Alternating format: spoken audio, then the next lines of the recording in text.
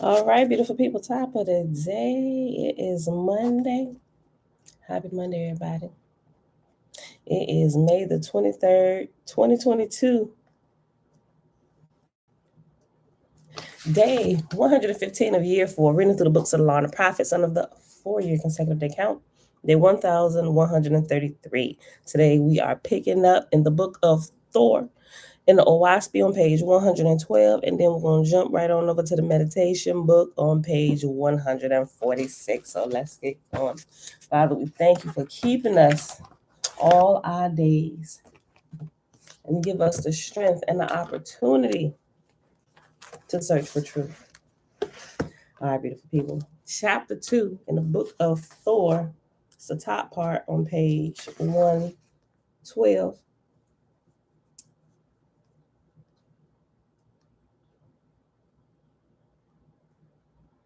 Okay. Chapter 2. Thor called in 30 million volunteers, and he provided an avalanza, an ethereal ship of fire, in which they embarked for the Red Star, where they should remain 4 years and 238 days, which was called the Dawn of Dan, for Thor of Donga. Then onward through Etheria, sped Thor and his 30 millions. Through the swamps of Asaph and the fields of Broadwooski, through the ethereal seas of Hosanga toward the Ark of Mos, and thence to Chinvat, the boundary of the earth's vortex. Nor halted here, but sped onward in his ship of fire for Gal, the throne of God. God and his lords, being appraised of Thor's coming, had the capital in readiness for his reception. And they had beside gathered in all the angles of the second resurrection, and as many of the first as chose to come. In all, there were in Gal assembled 900 million angels, faithless in Jehovah.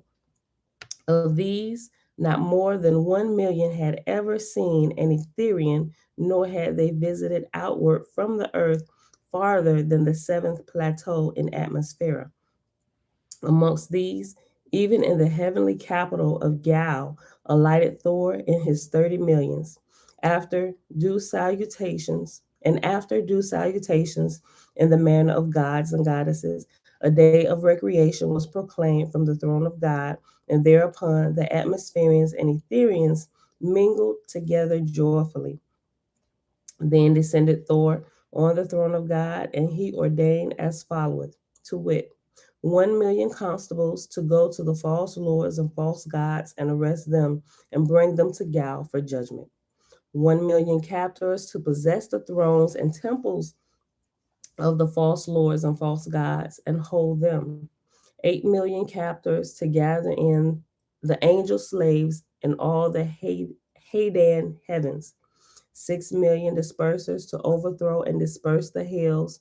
And in parentheses, it has heavenly battlefields of spirits in chaos. Mom, shalom. Oh, great spirit, you created this spirit in our physical body. Fill us with your wisdom and truth. Amen. 6 million physicians to disrupt fetals from mortals. 2 million founders of Easian nurseries for the spirits of infants and helpless ones born into heaven before their full time. 1 million founders of hospitals for chaotic angels and others stricken in disease. 500,000 marshals, 500,000 messengers, and 3 million builders. And when these had been selected by the proper officers, they were dispatched to their several places and duties. Then Thor reorganized the Council of Gal for the period of dawn.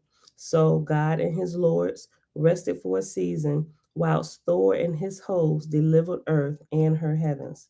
In 1 year, all the false lords and false gods and goddesses were captured and brought to Gal. Neither passed neither passed Thor judgment upon them until they were all brought in.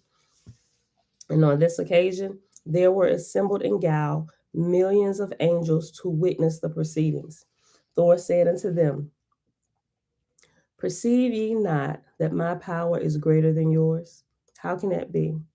I have but 30 million, and of you there are more than 30,000 million. Wherein then am I more powerful? Behold, I have arrested all your heavens and heavenly rulers. How is this? Whence my power? Not one could answer Thor. Then Thor said, my army is a unit. Yours are divided, one against another. Yea, each one was an anarchy. This I declare unto you all, Jehovah, first of all, and his creatures. After and and his creatures, it has reference number 2, which says at the bottom, and his creations, which he hath given unto all. Okay. This I declare unto you all, Jehovah, first of all, and his creatures, to learn to master the elements of earth and heaven. This is the foundation for acquiring all power. Because ye bound yourselves in heavenly places on earth, ye rose not up to the places prepared for you. Answer me now, how standeth the world as to what is to come? Many of the false lords and false gods answered after this manner, I fear to speak my mind, lest thou in anger cast me in hell. Thor said, he who hath learnt to know Jehovah and to serve him feareth nothing on earth nor in heaven. Fear is but the manifestation of weakness.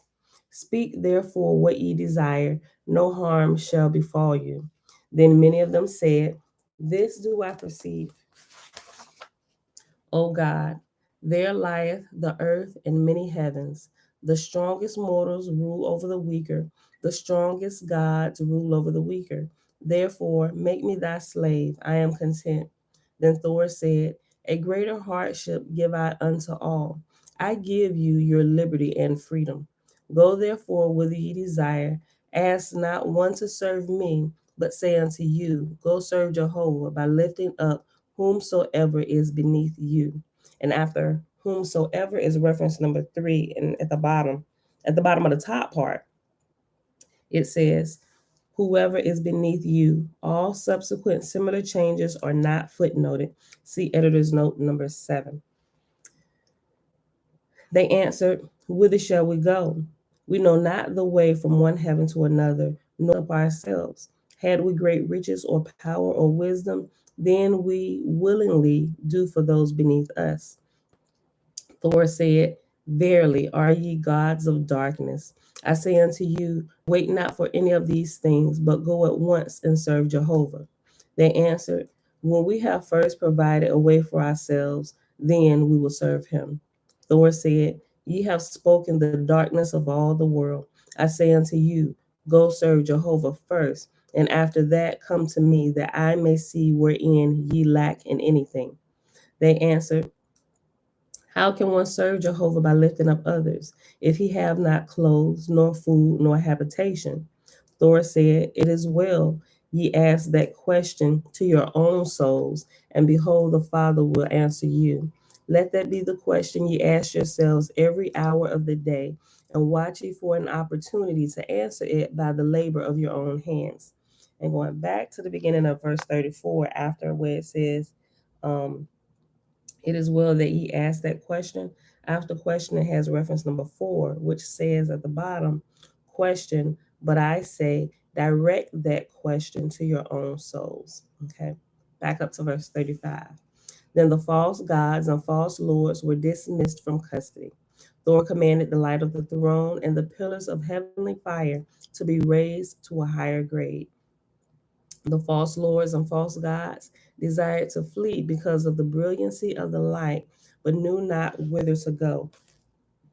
Thor said unto them, why have ye assumed to be lords and gods, since ye cannot even master the elements in the lower heavens? I say unto you, the regions of Jehovah's universe are boundless. Let no one assume to do that which he cannot do, but little by little learn to master the elements surrounding him, and he will in time learn to traverse Jehovah's beautiful firmament and be indeed a fit companion for gods and goddesses. Then spake the false lords and false gods, saying, oh, that we had someone to show us the way to learn. And after show, it has reference number 5, which at the bottom of the top part says, someone to teach us, someone to show us. Verse 40. Then Thor, perceiving they were in proper humor for resurrection, allotted unto them certain teachers and disciplinarians, and they were taken into educational colonies and put to work. Chapter 3. Thor said, to induce men and angels to find the way of resurrection, this is the greatest of all teaching. Man saith, O God, raise up thy servant. And the Lord saith, hold up thy hands, and I will lift thee up. But man will not. Man saith, send wise and holy angels to me, O Lord, to guide me in righteousness and good works.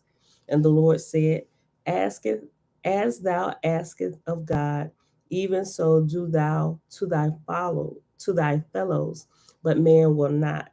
As it is with one man on earth, even so do we find it in Hada, to induce angels to develop themselves by taking hold with their own hands and by the exercise of their own talents.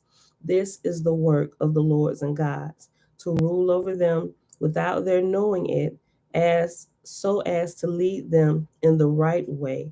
This is wisdom. The first passion of man is to eat. The second, the sexual desire. The third, to make others serve him. And if he accomplish the latter, then is he indeed the prince of evil. Sheesh. For then, for he then holdeth dominion, for he then holdeth dominion to the hurt of others. So also is man, so also as man buildeth these habitations in his soul on earth, how vain is his effort for happiness in heaven, to teach him to undo all his past and to make full restitution unto others. This is the work of gods and lords over the spirits of darkness. Thor established 2,000 educational colonies in Atmosphere, besides innumerable places of manufacturing and building, teaching the angels of heaven how to provide habitations for those born of earth into spirit life. In 3 years of dawn, Thor had prepared for Etherian ascension 4,000 million brides and bridegrooms. Now, all this while the angels of Atmosphere had been taught much in regard to the emancipated kingdoms in Ethera, of the splendor and majesty and power of gods and goddesses there abiding. Thor spake from the throne of God before the holy council, saying, send swift messengers to Betatis, goddess of Terror in Ethera, greeting and say unto her, thus saith Thor, Jehovah's son, Orion chief of Donga, come thou to the heavens of the earth. I have 4,000 million brides and bridegrooms as Jehovah's harvest.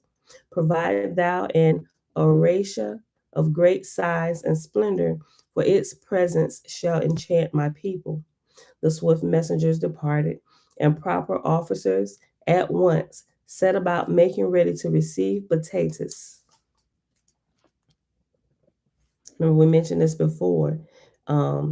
It seems like at every wedding ceremony or at the graduation of the brides and the bridegrooms, there is a goddess that's a little bit higher than the god who is currently serving, and she comes down and she I ain't gonna say she graduates them, but she's like the head person leading, right? She's the one that kind of like starts the ceremony and everything to let everybody know we have a brand new class who's graduating from the earth. Provide thou an Horatia of great size and splendor, for its presence shall enchant my people. The swift messengers departed, and proper officers at once set about making ready to serve Betatis. Others were sent into other parts of atmosphere with fire boats to bring atmospherians to Gal, that they might behold the glory of the higher heavens as manifested in the descent and ascent of the Horatia. All these things were accomplished. Betatis came in great splendor, and all the kingdoms and sub kingdoms of Gal were filled with the thousands of millions come to witness the ceremonies. This then was the size of Betatis Horatia, diameter east and west and north and south, 2,000 miles to the borders of the photosphere, 9,000 miles high. The ship within the photosphere was 100 miles east and west and north and south, and was 200 miles high. Of beams, the entire length, there were 12,400,000, and of uprights, and after uprights it has reference number 6, and at the bottom top it says, and of uprights 2,000,000, but of the short beams and uprights there were numerous. Let me read the whole verse again. Of beams, the entire length, there were 12,400,000, and of uprights they were numerous accordingly. And there were a sufficient number of chambers within the Horatia for every soul to have one. And besides these, there were halls and temples within, also suitable for music and other entertainments. The colors, shades, and tints, with mirrors and with opaque ornaments, both movable and fixed, were provided in all possible ways for ornament and for service, the like of which for beauty had never been surpassed in Donga. And when the whole Horatia was completed, it looked like an oval globe of light with a framework transparent and opaque within, alternated so as to add beauty to every part. And it was fitted and equipped for the third resurrection, having no storage places for atmosphere or anything in common with the lower heavens. To add still further to its splendor, Beatrice had her Horatia ornamented with banners and streamers illuminated so that at a distance, when seen descending streams of light. That's beautiful. Amongst her hosts were 1,000,000 trumpeters and players on harps, and 2,000,000 singers. In the midst of the forepart of the ship was the holy council chamber with 4,000,000 members. Above the council chamber was the chamber of worship. You know what? I just thought about something. That's my thought. Hold on. I thought about some different things I'd be looking at with NASA, and some of the things where they talk about they see planets kind of come into our atmosphere. And one particular one, I forget what it was. I gotta look it up. Um, but it looked like another sun. I gotta look it up. Let me make myself a note.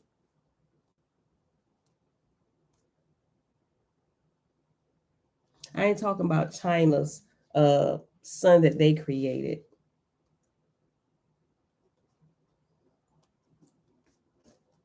That's interesting. Okay, so I'm wondering, like, every few, not few hundred years, like few thousand. Yeah, well, some things they say it happens only every like 3,600 years, but I'm like, or something like that. I'm like, how do you know? Well, first of all, your lifespan is not that long. Like, how do you know that? There are not even enough generations alive that probably would have passed down the information correctly, or yeah, it would have got misconstrued some point in time throughout time for you to just with confidence say like, yeah, this comes in our atmosphere every 3,600 years. How would you possibly know that? How would y'all be able to decipher that, right? So they're pulling that information from somewhere, or otherworldly entities are talking to them, letting them know, or some stuff that you're probably just making up. I don't know. I'm still looking into it all. Jan Grand Rising. Okay. Let's see. I'm going to read verse 16 again. To add still further to its splendor, Beatrice had her Oratio ornamented with banners and streamers illuminated, so that at a distance, when seen descending, the whole vessel seemed like a sun surrounded on every side with movable stars and waving streams of light. Amongst her hosts were 1 million trumpeters and players on harps, and 2 million singers. In the midst of the forepart of the ship was the holy council chamber with 4 million members. Above the council chamber was the chamber of worship, and at either side were the halls for dancing and social reunion.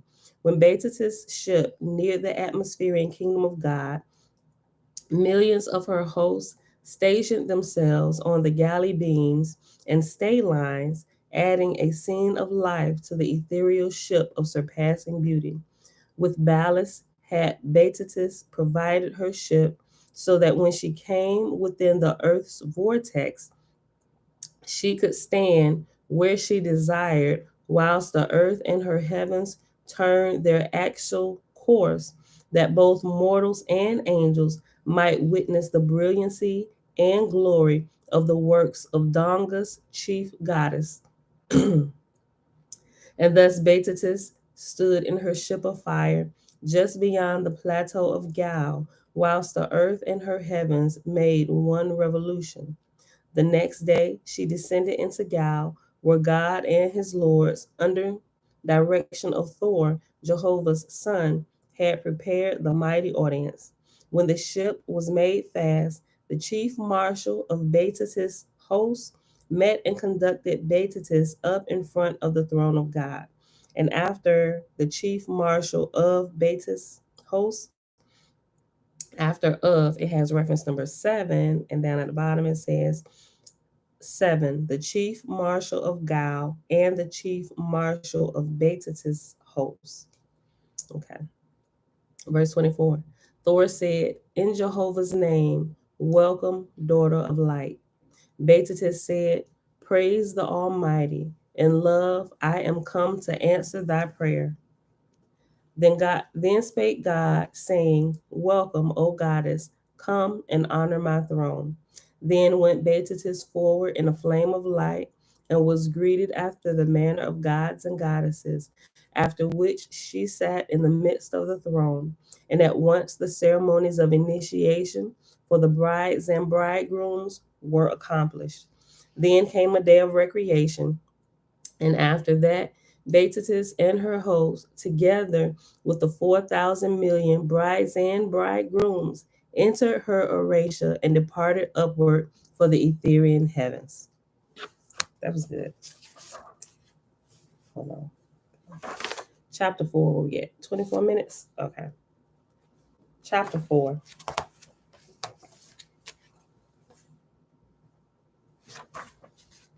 In the 4th year of dawn under Thor, son of Jehovah, he received from the holy council in Baru of Donga in Ethera a dispensation from the Orion chiefs, decreeing to the earth 100 years travail in Vosen. Thor called up Wak, god of Rhines, and said unto him, a sore travail hath Jehovah put upon these heavens. Go thou to Halu and command him to provide an avalanza sufficient to deliver 20,000 million atmospheres to the Aegean forest of Ganea, Ganea. For the inhabitants of these heavens are too dark to endure the vocent of 100 years, and would be precipitated to the earth and engage in feudalism. Wak, god of Rhines, knowing the condition of the atmospherians, proceeded at once to Helu, informing him of the decrees of the higher heavens and of the command of Thor, son of Jehovah. Thor then sent word to his lords and marshals, informing them also of his command, and further commanding them to bring from all parts of earth and heaven all the lowest grades of angels to be concentrated in Gal, to which place the Avalanza was to come for them. Thor appointed to see to see Inej, to see Inej, yeah. Thor appointed to see Inej, goddess of Ares, to superintend the reception of the angels and to arrange them for entrance into the Avalanza, and he gave into her command to assist her 5,000 marshals and captains and 1,000,000 Isinars. And after 5,000 is reference number 8. And at the bottom top it says 500,000 marshals. Okay. And these she apportioned to their respective duties and places. To accomplish all this, Thor allotted 77 days, Earth's time, and so wisely were carried out all the proceedings that on the 77th day the Avalanza was on hand and all the angels ready to enter therein. Accordingly, these things were accomplished. The 20,000 million angels were carried away on the Avalanza, which was walled around on every side with pillars of fire, so that not one spirit could escape, even were he chaotic, even were he chaotic or imbecile. And Wak and Helu had entire charge of the migration, and they proceeded upward and outward from the earth, 7 diameters of the earth's vortex, which brought them into the forests of Ganea, where they landed them. Tasinej, goddess of Ares, had charge of the 20,000 million, and she had previously sent thither a sufficient force of angels, wise and strong, to provide for the reception, so that when the Avalanza landed, all things were in readiness, and the angels were apportioned to different sections of the Ganea forest according to their development, and proper officers and teachers were provided unto them. By Tesinej were these things done, and she established a throne of Aji and provided a temple of counsel and all things and all such things as are required in the government of a new colony, and to reign after the expiration Deca, a surveyor in the Lasia, the third heaven of Gal, and she gave him the title God of Ganea for 400 years. Now, in reference of founding an Aegean habitation in Ethera, this account is rendered unto mortals and angels of the lower heaven. Amidst the etheric waves, the Etherians gather up the atomic elements floating therein and giving them axic motion, propelling them forth, aggregating the while, till from a mite it groweth as large as the whole earth, but is habitable within and without by the spirits of the dead, the angels. Jehovah said, in likeness of the solid earth and stars and moon that float in the unseen firmament, so made I atomic parts to all things and made them to float in eth, or in the ether. As the earth is to the air and the ether above, so is the atom of corpore to the etheric solution. Jehovah said, think not, O man, there is but one member in my person, and that different conditions and states of that one compromise my universe. The foolish man hath said, the blood is the flesh and bones, and that the flesh and bones are but a state of blood. But he saith not that I make not flesh out of blood, but out of that the blood carrieth. And in like manner carry I the corpora of my person in the eth of my being. Now, as to Thor, son of Jehovah, after the after the departure of the Avalanza, he provided a new god unto the earth and her heavens, and crowned him and bestowed upon him the triangle which had been handed down since the habitation of earth by man.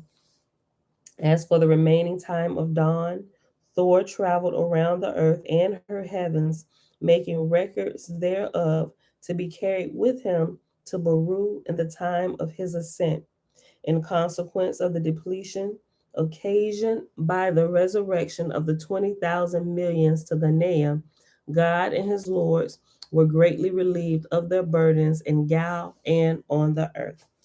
And this is where we will pause at chapter 5. We'll pick this back up tomorrow because we are at the 30-minute mark.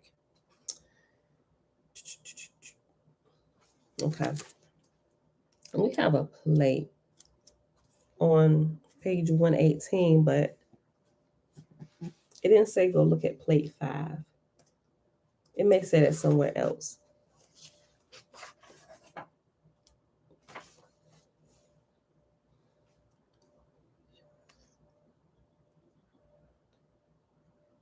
Let me read it to y'all.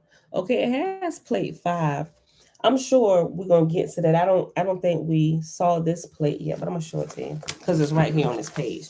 I know they strategically set these plates throughout the OAHSPE. Let me see.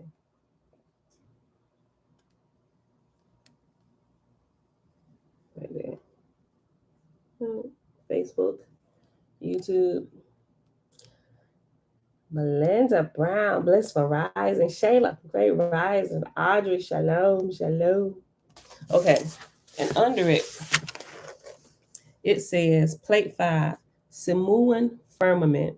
Jehovah said, behold, I caused all living creatures to gestate in darkness, and this shall be testimony to the end of the world, that when I created life on the face of the earth, she traveled in my Simuan firmament. See chapter 4, Book of Jehovah. All right, we read that already. Okay, wait. So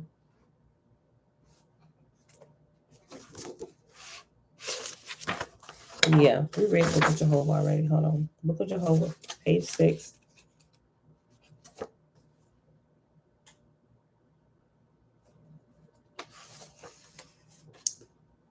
I'm just trying to see if it stick out. Well, maybe we did. I don't remember looking at that particular plate though. See plate 18. Okay, I think it's just referencing what he was saying in the Book of Jehovah while the earth was being created and all the elements within. Yeah, but I don't think this called out this particular plate in here, but that plate is referencing this book. All right, I'll probably go back and look at it a little bit later. All right, but the Book of Jehovah was absolutely wonderful. If y'all remember it when we was going through it. Okay. All right, y'all. Hop on over to the meditation book. Oh, we almost done, y'all. I said possibly about 2 weeks. Oh yeah, because this is what we have left. The rest of this is the index. So yeah, if we read it every day, I think we'll be done probably in less than 2 weeks. Then we'll hop over to the little pamphlet, The Initiates of the Flame. Okay. We paused at the diet on Saturday, right? Okay. Which is part of the whole meditation process, right? You can't just go meditate without changing other areas of your life to get the whole experience where you actually begin to see real spiritual growth. Everything, like all of your life has to be touched, right? You literally have to change your lifestyle and begin flowing, have everything that you do, your thoughts, your flesh, your diet, what you put into your ear gates, what you put in your eye gates, like you have to get everything going. And when we start doing that, we do it bit by bit. Some people start off with the actual sitting meditation trying to focus the mind. Other people start with the diet.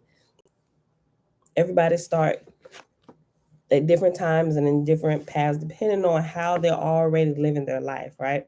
Okay. We actually read that page right there. Hold on. No, we read through the diet already. Yeah, we read through this particular page. I put the wrong page number up here. Did I say I was gonna read that again? I don't want to read it again. But that was just an overview. Okay, I put my mark in the wrong page. We're actually right after that, right? Tips for formal meditation practice. But I will read the last paragraph of the diet at the top of this page, page 146. Okay. A serious spiritual aspirant must, okay, Siri, cancel.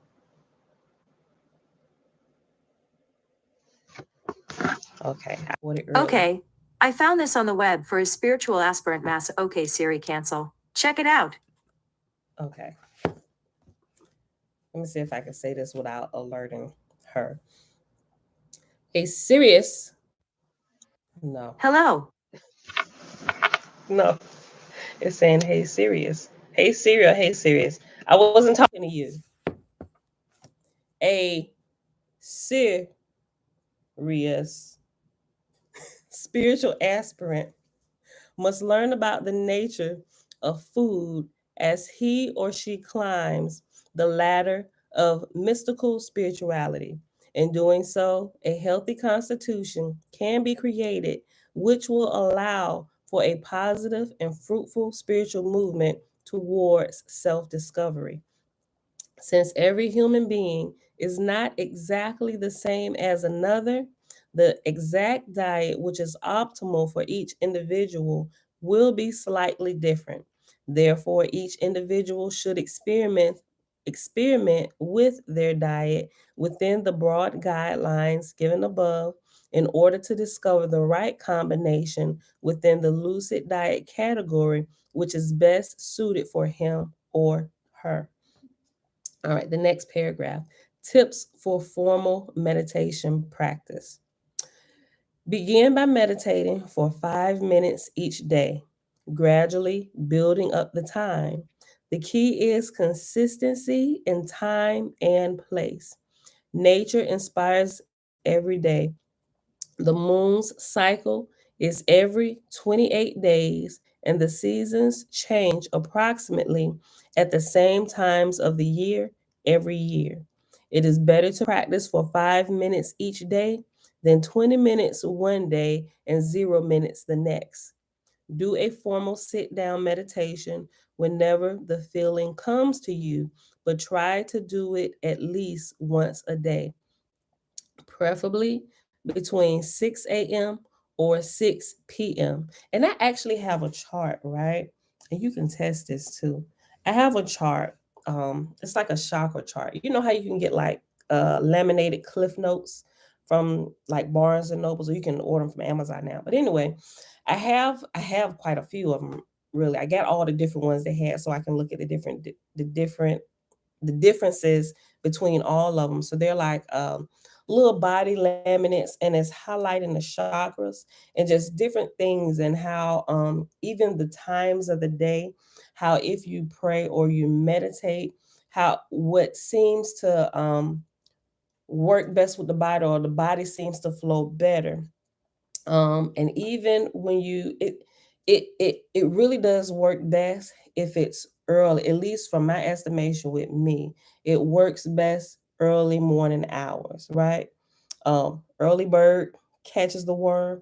Everything is quiet. Wherever you're at, whatever the early morning hours are for you, it seems that's the best because, like I said, everything is quiet and you can hear clearly. You haven't really gotten your day started to where you're getting bombarded with all types of stuff and your thoughts is everywhere. Like, I gotta get this done. I'm on time schedule. This, and it things just kind of flow. That's when most, if not all, I ain't gonna say all, because I get stuff throughout the day. I get the bulk of my everything in the wee hours of the morning. Early morning is when supernatural activity is at, I ain't gonna say at its highest. I'll say at those hours of the morning, that's when we perceive unseen or spiritual activity to be at its highest, or what we can recognize or we can really engage. But as you get better and you develop, you can sense it all day long. But just for the sake, if you have a busy day, that's probably your best time to do it. If you're not an early morning person, I kind of go in between the two because either I'm early morning or late owl. But late owl is still like after midnight into the early morning. So I'm still kind of like flowing into that time. But it's just like the midnight 1 to 2 because everybody in my house is asleep and I can focus. And it's like the spiritual realm really comes alive at those times. Okay. Let me read this again. Let me just go back up. Begin by meditating for 5 minutes each day, gradually building up the time. The key is consistency in time and place. Nature inspired. Oh, here's another thing, real quick. Well, I mentioned this a long time ago, but when you start meditating, try to pick the same place because what you'll find out, um, is whatever spiritual activity you have going on, it's like you build the atmosphere at that place. Like some people call it the prayer closet, or you can walk in the prayer closet or grandma's prayer closet and you can feel the anointing of God. Like that's a real thing, right? So wherever place you cut out, even if it's all you got is a space like this in the corner of your room, if you go there every single day to do your meditation or to meet with Yah, it's in that place where like that presence will be felt. Like it's like a lingering presence. It's amazing. So I'm just saying, just remember that. Try to do it in the same place. Okay. You don't have to, but I'm just saying, I found that to be the best in my not just hearing about it, but actual experience. It's like that place becomes like sacred, like that's like holy ground. Remove your shoes, right? Begin by meditating for 5 minutes each day, gradually building up the time. The key is consistency in time and place. Nature inspires us to establish a set routine to perform our activities. The sun rises in the east and sets in the west every day. The moon's cycle is every 28 days, and the seasons change approximately at the same times of the year every year. It is better to practice for 5 minutes each day than 20 minutes one day and 0 minutes the next. Do a formal sit down meditation whenever the feeling comes to you, but try to do it at least once a day, preferably between 6, I'm sorry, preferably between 4 a.m. to 6 a.m. or 6 p.m. to 8 p.m. Do not eat for at least 2 hours before meditation. It is even more preferable not to eat 12 hours before. It's just your spiritual senses are heightened, right? And the longer you go without food, the higher your spiritual senses become. Like literally, it's almost just when you remove the food portion, it's like all your whatever. I ain't gonna say whatever, but if you've been doing it for a while, you begin to recognize different.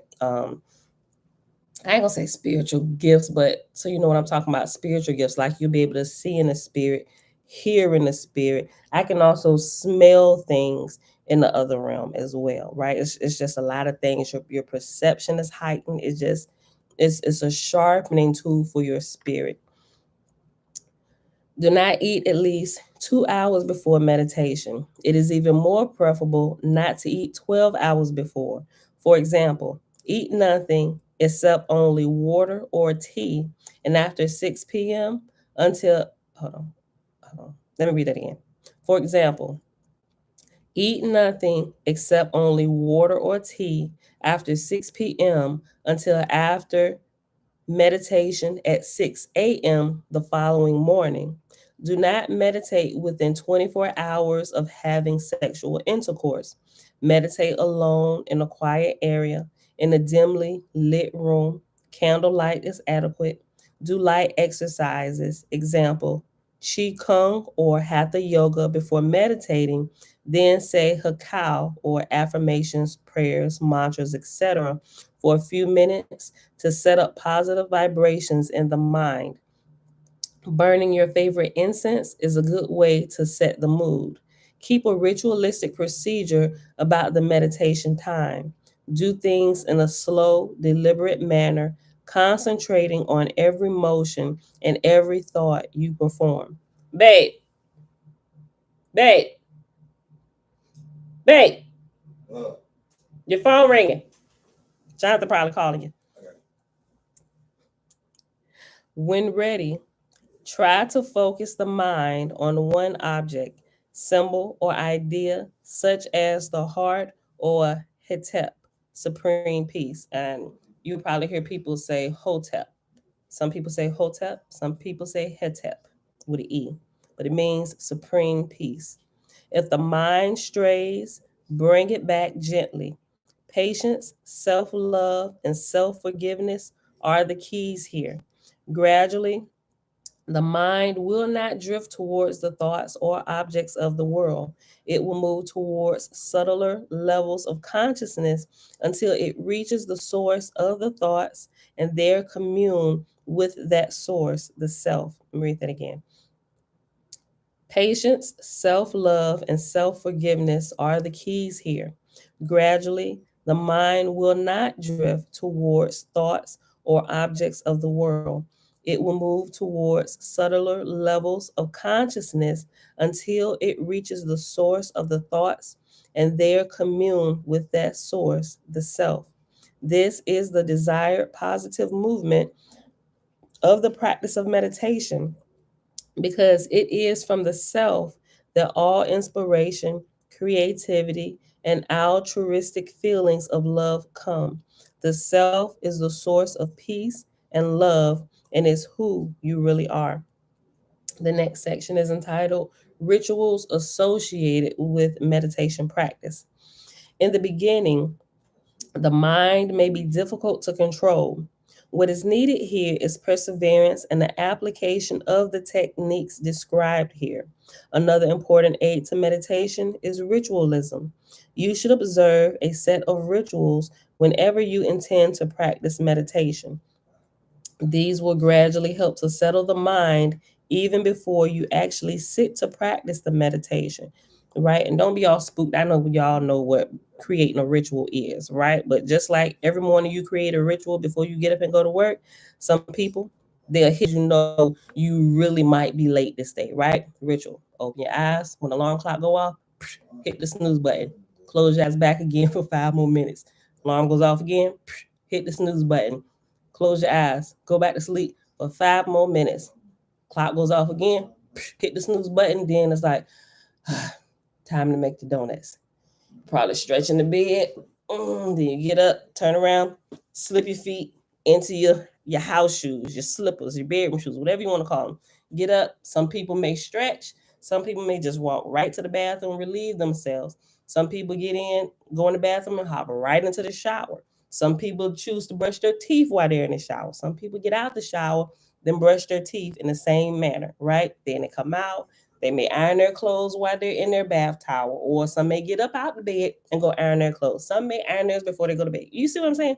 It's a ritual that you do every day, right? So just like you do that ritual when you get up in the morning, whatever it is you do, create a ritual like that to get yourself in a groove, right? To when you set up your meditation time. Like always do that. Like you don't have to, but you find it's easier to get right back into that sweet spot if you do, right? Where that presence lingers and you can just hop right in, right?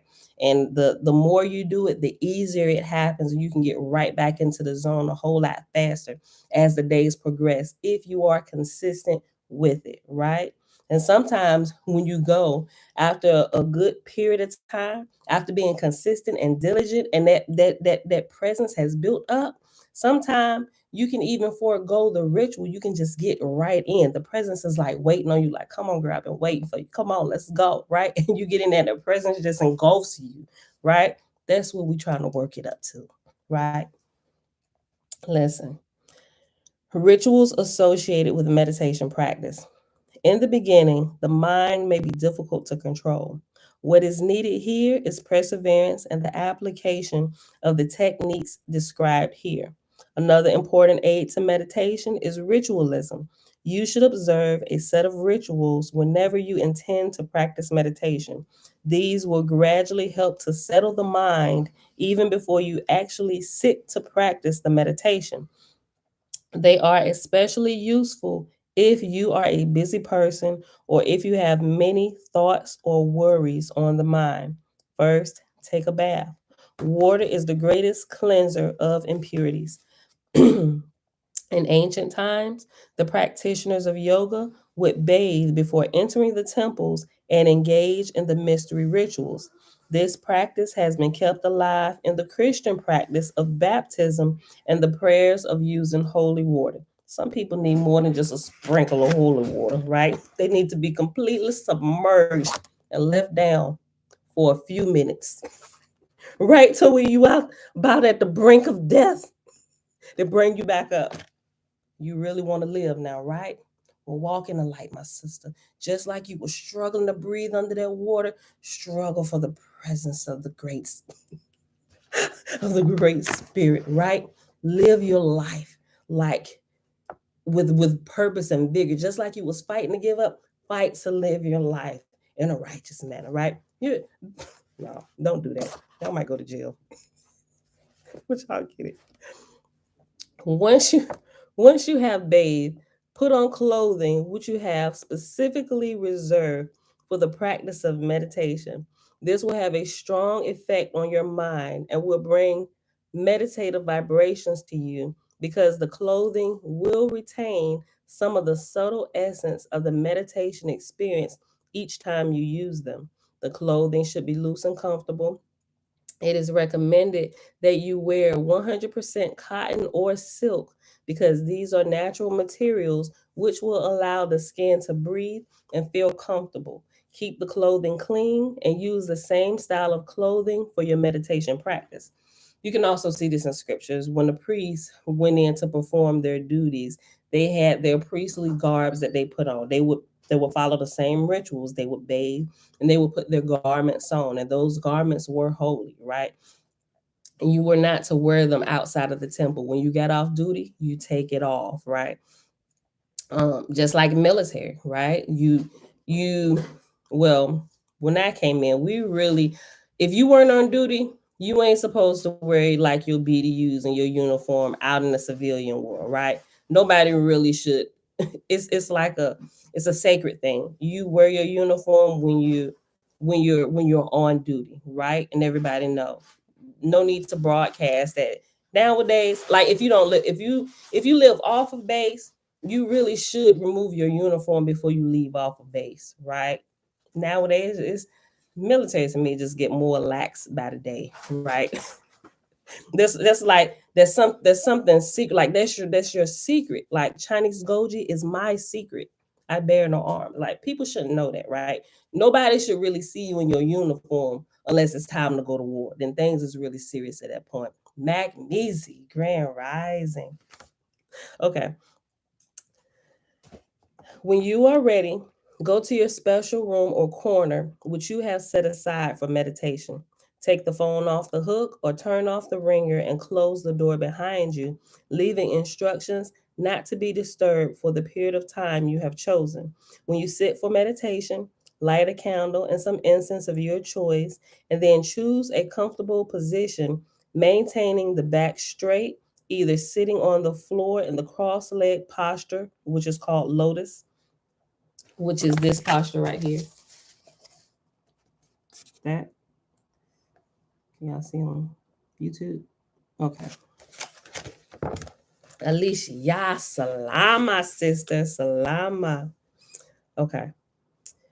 When you sit for meditation, light a candle and some incense of your choice, and then choose a comfortable position, maintaining the back straight, either sitting on the floor in the cross leg posture, lotus, or sitting in a chair with the feet on the floor, or lying on your back on the floor in the corpse mummy pose without falling asleep.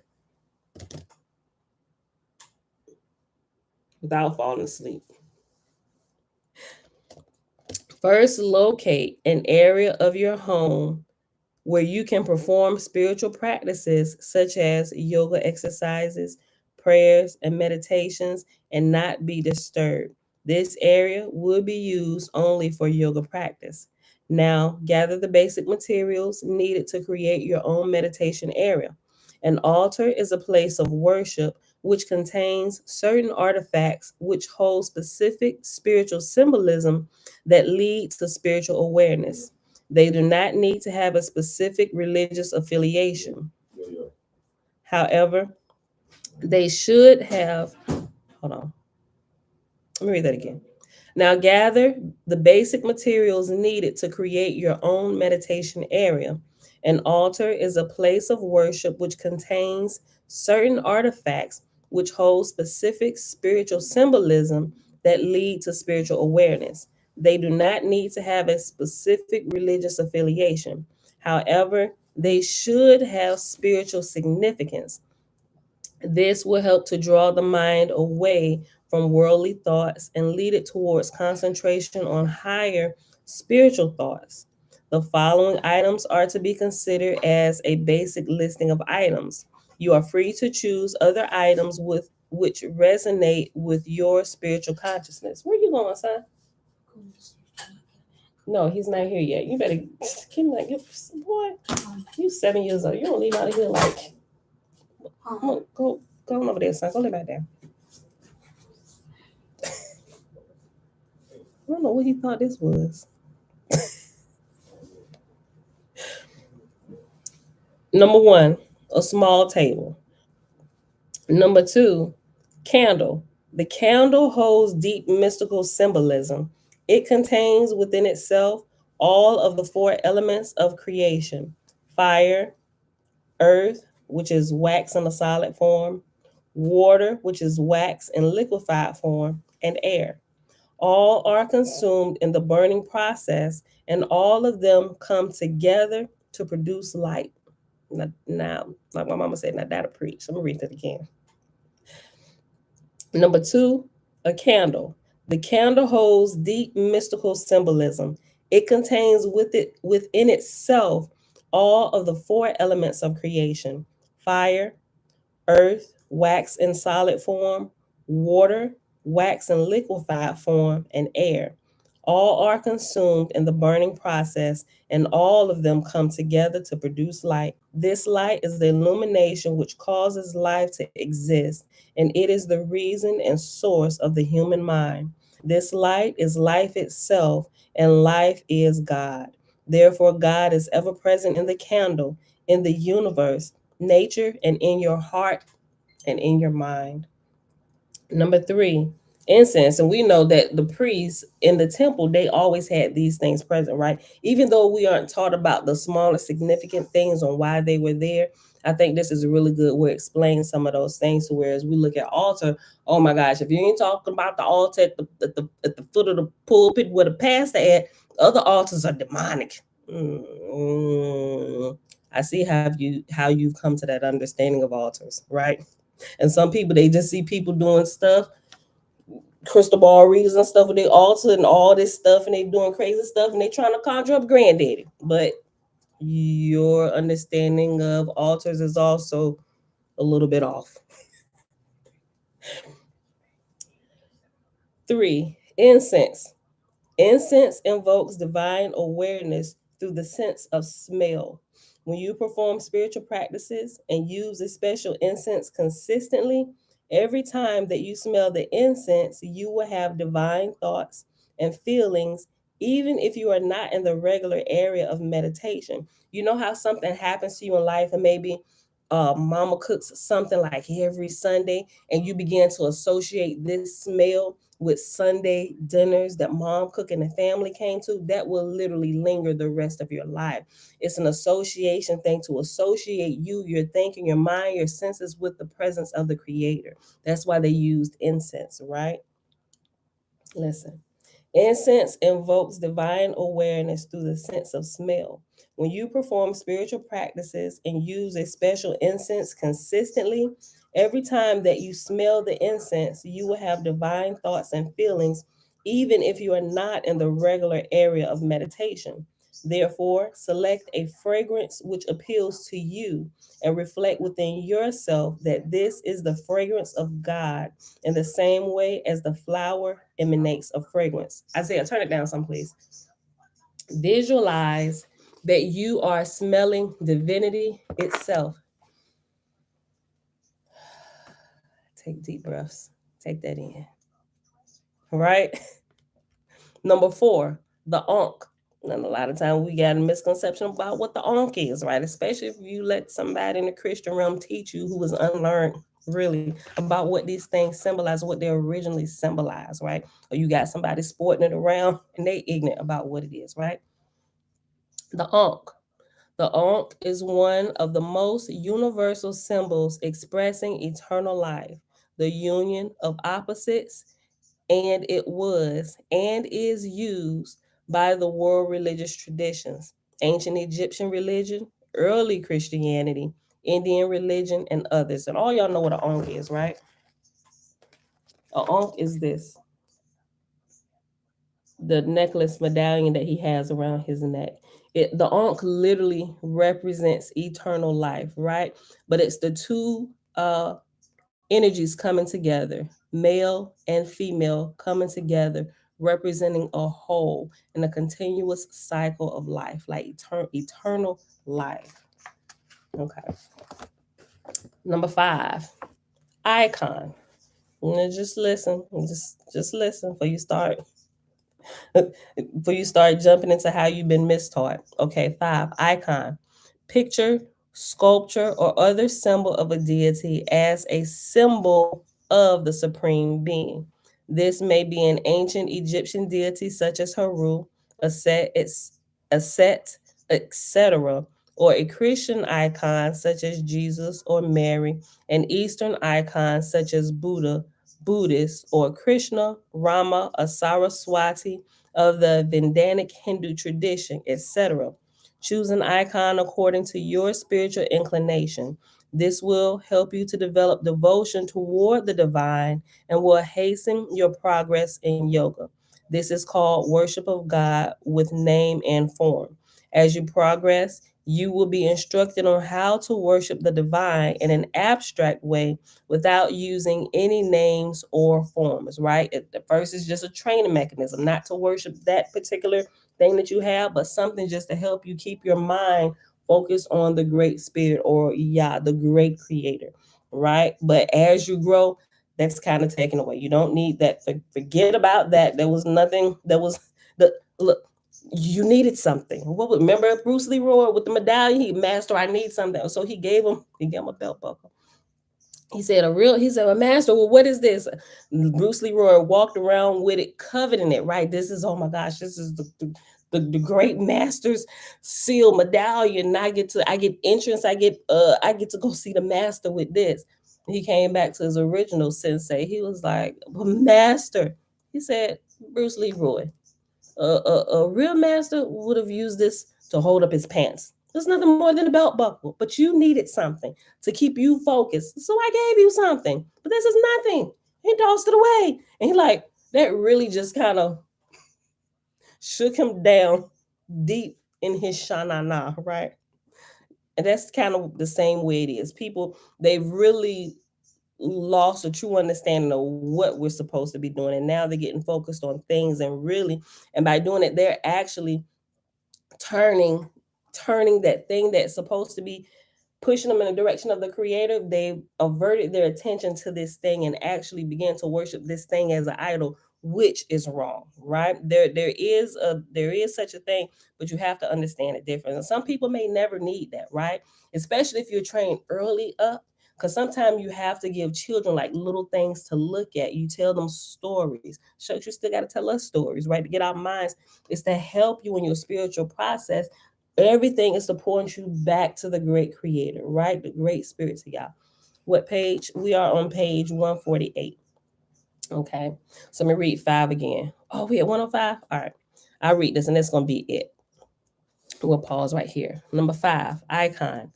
Picture, sculpture, or other. Okay, let me say one more thing. Because you know how sometimes you may see pictures with, I give you a good example without like using a sculpture, I use a picture.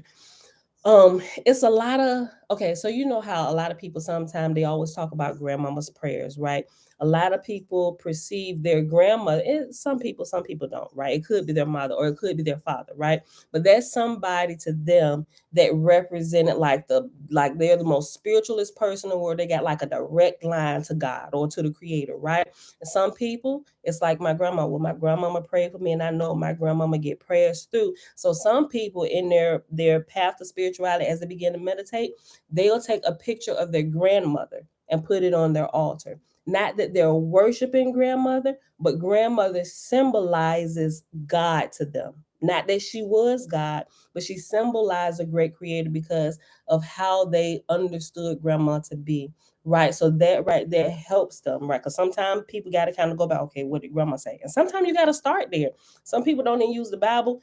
They feel like grandma is higher than the Bible. And that's okay, right? Because that's what they know. That's like their first introduction to the creator. Whatever it is that gets you back to the great creator, it's like use that. If that's not your grandma, I mean, a lot of probably most of us here, we're past that point.